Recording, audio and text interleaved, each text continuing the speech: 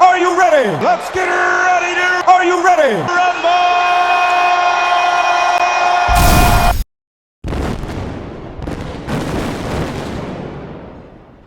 지역 기반의 프로레슬링 시대에는 부커들이 흥행 성과를 끌어내는 한 그들의 권력을 유지할 수 있었다. 그들은 부킹 시 두 상대 간의 매치 성사와 엔딩 구성, 그리고 프로그램 전개와 같은 일련의 과정을 구상하여 대체로 몇 달에 걸쳐 이어지게끔 기획하곤 했다.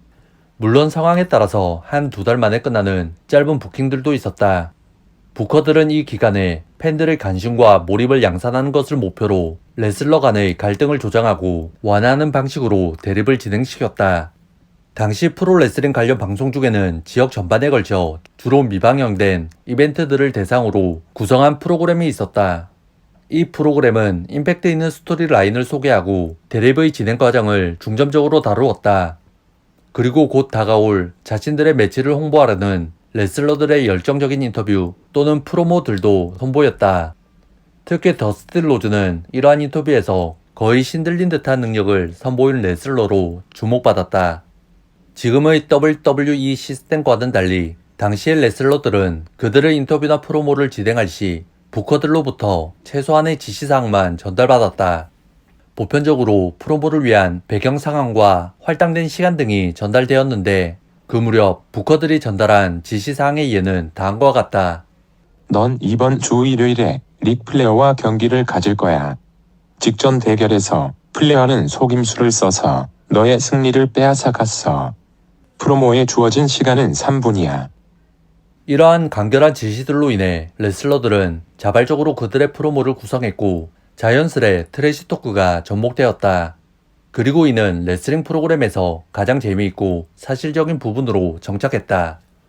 부커들은 세세한 스토리라인 대본을 작성하는 대신 TV쇼를 위한 포맥 제작을 선택했으며 때때로 이것을 한 페이지 분량으로 짧게 작성할 때도 있었다. 그럼에도 불구하고 레슬링에서 부킹은 가장 어려운 작업 중의 하나였다. 훌륭한 부커들은 관중들의 반응을 그들이 원하는 대로 이끌었을 뿐만 아니라 소속 레슬러들에게 부여한 각본 이행 역시 관리했다. 사전에 승패가 정해진 프로레슬링의 특성 때문에 레슬러들은 이론적으로 그들에게 주어진 패배자 역할 수행을 거부할 수 있었는데 이러한 일이 실제로 발생한다면 그동안 정성 들여 빌드업해온 몇 달간의 진행 과정들이 송두리째 무너지는 결과로 이어지게 된다. 성공한 부커들은 레슬러들의 재능을 식별할 수 있는 능력을 겸비해야 했다. 그리고 실질적으로 더 중요한 능력은 수익을 창출할 수 있는 재능을 알아보는 눈, 즉 높은 흥행 수익을 안겨줄 스타를 발견하는 안목이었다. 더불어 탑급 레슬러들을 빛내주기 위해 지속해서 패배를 감수해야 하는 레슬러들을 상대로 그들이 맡은 현재의 위치와 부여된 역할이 큰 가치가 있는 것임을 확인시켜줘야만 했다. 그 시기 많은 사람들은 케빈 설리번이 이러한 자질을 갖췄다고 생각했다.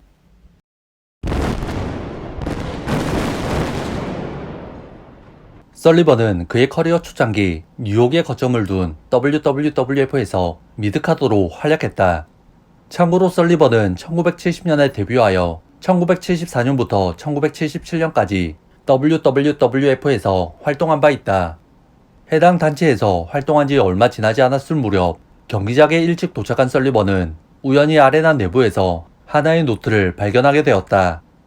호기심이 생긴 그는 그 노트를 펼쳐보았는데 그 속에는 다가올 매치들에 대한 계획과 대립 등이 자세히 적혀 있었다. 즉 그가 펼쳐본 것은 WWF의 부킹 노트였던 것이다. 더욱 자세히 말하자면 WWF 오너 빈스 맥맨 시니어의 부킹 노트였다.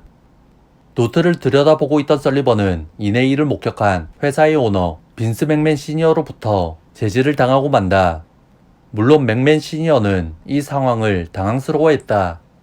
잠시나마 부킹 노트를 펼쳐본 것 뿐이었지만 설리번은 노트의 내용에 놀라움과 흥미를 느끼기 시작한다. 이에 맥맨 시니어는 그의 젊은 레슬러가 보인 호기심에 보답이라도 하듯 부킹에 대한 전반적인 자신의 철학을 차분히 설명해 주었다.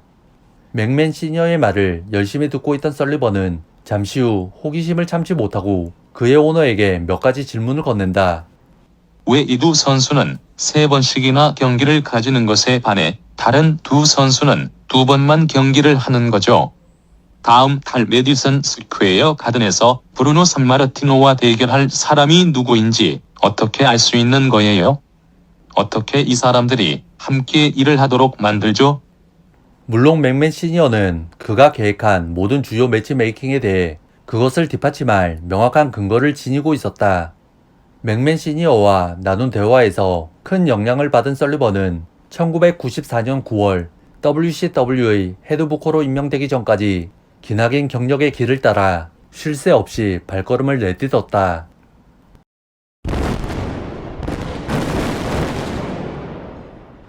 보스턴 태생인 설리번은 그때까지 말을 할 때마다 브라더로 시작해서 You know what I mean?으로 꾸맺는 버릇이 있었다.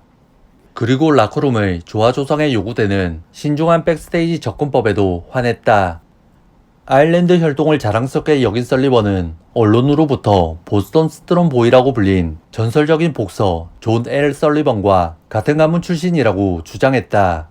참고로 존 L 설리번은 베어너클 시대에서 근대복신 시대로 접어드는 시기를 상징하는 인물로 1882년부터 이후 10여 년간 복싱계의 정점에 위치한 선수였다. 그는 19세기 후반 미국의 문화적 아이콘이자 복싱계 최초의 슈퍼스타로도 거론된다. 덧붙여 그 시대의 운동선수들 중 가장 많은 임금을 받았던 사람이 존 L 설리번이었다. 아마도 이러한 가족관계 때문인지 케빈 설리번은 프로복싱에 큰 관심을 지녔다고 00년에 말한 바 있으며 이따금 복싱은 프로레슬링과 사촌관계라고 언급하기도 했다. 설리번은 위대한 파이터들, 특히 무하마드 알리에게서 깊은 영감을 받았다. 그리고 WCW에서 부킹을 담당하는 동안 과거 위대한 파이터들이 선보였던 잊을 수 없는 명승부들로부터 많은 영향을 받아 매치에 방영하기도 했다. 한 레슬러가 기억하듯이 설리번은 에반더 홀리필드의 감격스러운 승리 장면에 눈물을 글썽이며 박수를 보낸 적이 있는 만큼 복싱의 진심이었다. 물론 이 경기 내용도 그의 부킹 아이디어에 활용되었음은 의심할 여지가 없다. 강한 보스턴 억양과 대화 시 역사적인 이벤트들을 자주 언급하는 그의 독특한 말투는 그가 담당하는 레슬러들에게 대립에 대한 세부 사항을 효과적으로 전달할 수 있었다. 그리고 일반적으로 그의 부킹 철학은 스승인 에디 그레이엄이 그랬던 것처럼 레슬링을 실제 스포츠로 제시하는 것과 같은 기본 틀에 맞춰져 있었다.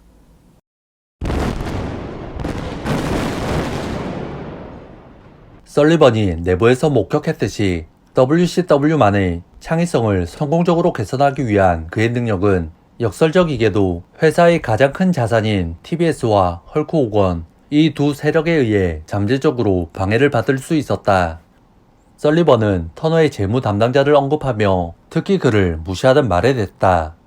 그가 이러한 태도를 보인 이유는 재무 담당자가 그에게 급여 상단에 포진한 레슬러들만 출전시키거나 푸시를 제공하라고 충고했기 때문이다.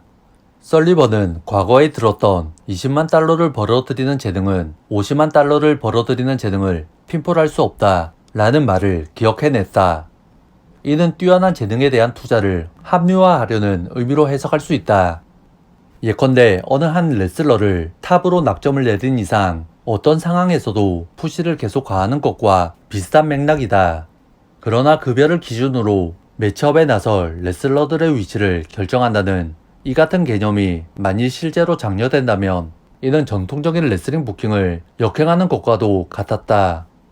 또한 스토리의 다양성과 기믹의 활용성이 급격히 줄어들 것은 자명했다. 결론은 단기적인 효과는 있을 수 있겠지만 지속적인 팬들의 반응을 보장할 수 없는 것이 문제이자 핵심이었다. 수익성을 극대화하기 위해 부커들이 특정 레슬러들에게 어울리는 역할을 결정할 시 팬들의 반응에 세심한 주의를 기울이는 것은 당연하다. 세간의 이목을 끄는 매치 메이킹을 놓고 대체로 핵심 팬층이 누구를 보고 싶어 하는지를 엿볼 수 있는 몇 가지 지표가 있다. 이는 관중 동원 수와 PPV 구매량, 시청률, 그리고 상품 판매량 등이다. 그리고 이것들은 대체로 합리적인 범위 내에서 어떤 레슬러가 메인 이벤트에 나서는지와 관련이 있다. 과거 이 모든 지표에서 뛰어난 성과를 낸 스타는 단연 WWF의 헐크 호건이었다. 그는 WWF PPV 레슬매니아에서 수많은 하이라이트를 남겼고 팬들을 경기장으로 불러들였으며 시청자들을 TV 앞으로 끌어들인 스타였다. 이런 호건을 WCW의 핵심 멤버로 영입한 에릭 비숍은 그가 과거에 누렸던 영광을 이곳에서도 재현해주길 고대하고 있었다. 그리고 비숍과 회사의 기대를 충족시키기 위한 이벤트 전반에 대한 세팅은 부커인 케빈 설리번의 몫이었다. 그러나 호건을 활용한 부킹을 연출하는데 설리번은 거대한 제약과 마주하게 되었다.